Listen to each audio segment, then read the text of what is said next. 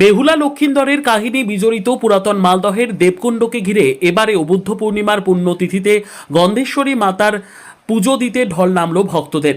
জমে উঠল দেবকুণ্ডের বাৎসরিক পুজো ও মেলা। বহু দশকের ধর্মীয় পরম্পরা মেনে বিএসএফ এর 88 নম্বর ব্যাটালিয়নের ক্যাম্প প্রাঙ্গণে আয়োজিত এই পুজো ঘিরে উৎসবের আবহে মুখরিত হয়ে ওঠে গোটা এলাকা। শুক্রবার পুণ্যতিথিতে সকাল থেকেই ভক্তদের সমাগম শুরু হয়। দূর দূরান্ত থেকে আগত মানুষজন প্রথমে বেহুলা নদী সংলগ্ন দেবকুণ্ডে পুণ্যস্নান সেরে গন্ধেশ্বরী মাতার মন্দিরে পুজো দেন। পুজো উদ্যোক্তা অম্বর কুমার খাঁ বলেন, প্রায় 200 বছরেরও বেশি সময় ধরে এই পুজো চলে আসছে। আগে ছোট পরিসরে পুজো হলেও এখন তা বৃহৎ আকার নিয়েছে এবং প্রশাসনের সহযোগিতায় সুন্দরভাবে আয়োজন সম্পন্ন হচ্ছে। আমাদের এই মা গন্ধেশ্বরী মন্দির মূলত দেবকুণ্ড মেলা নামে পরিচিত। এইখানে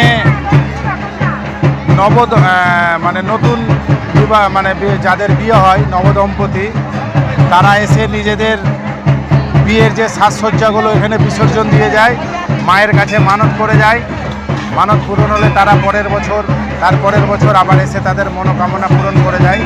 এই করে আমাদের গোটা দিনমান মেলাটা চলে। মা খুব জাগ্রত, মনের আশা যা থাকে মানুষের পূরণ করে বলেই এত ভক্তের সমাগম হয়। এই মেলায় বিশেষভাবে চোখে পড়ে নবদম্পতিদের উপস্থিতি। অনেকেই বিয়ের ফুল, মালা, টোপর সহ নানান সামগ্রী দেবকুণ্ডের জলে ভাসিয়ে পুণ্য স্নান করেন এবং বৈবাহিক জীবনের সুখ শান্তি কামনায় পুজো দেন। পুজো দিতে এসে এক দর্শনার্থী জনতা বর্মন বলেন, বিয়ের 1 বছর হয়েছে, সংসারের সুখ শান্তি কামনায় এখানে পুজো দিলাম। আমরা এখানে নারায়ণপুরের দেবকুণ্ডতে এসেছি। এখানে হলো বিয়ের যাবতীয় মালা, ফুল যেগুলো হয় সেগুলো হলো এখানে ভাসানো হয়। তাই আমাদের বিয়ের 1 বছর সম্পূর্ণ হয়েছে, তাই আমরা আজকে ভাসাতে এসেছি। এখানে রাজবংশ সম্প্রদায়ের লোকজনগুলো আসে। এখানে বেহুলা লক্ষিন্দরের প্রথা আছে, তাই লোকজন এখানে আসে অনেকেই স্নান করতে এবং এগুলো ভাসানোর জন্য। অন্য এক ভক্ত মনোহর যোশী মণ্ডল জানান, পুণ্যস্নান করে গন্ধেশ্বরী মাতার কাছে শান্তি ও সুখের প্রার্থনা করেছি। আজকে এখানে তোমার বেহুলা লক্ষিন্দরের একটা রীতি রিবাজ আছে যে এখানে বিয়ের পরে ফুলের মালা টালা যত সব কিছু এখানে ভাসে দিতে হয়। তো আজকে আমরা এখানে এই অনুষ্ঠানে আসছি।